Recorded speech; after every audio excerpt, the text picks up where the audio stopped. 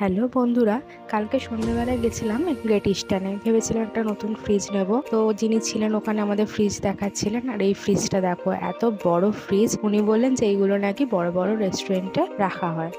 দেখতে কিন্তু ফ্রিজটা খুব সুন্দর ছিল। তো আমরা সিঙ্গেল ডোর ফ্রিজ নেব ভেবেই গেছি, কারণ ছোট ফ্যামিলি, ডবল ডোর নেবো না। তো উনি আমাদের একটা গোদরেজের 5 স্টার ফ্রিজ দেখালেন। বেশ ফ্রিজটা দেখতেও খুব সুন্দর ছিল, কালারও খুব ভালো ছিল। অতএব আমরা এটাই নিয়ে নিয়েছিলাম। বাড়িতে ডেলিভারিও দিয়ে গেছিল। দেখা হচ্ছে নেক্সট ভিডিওতে।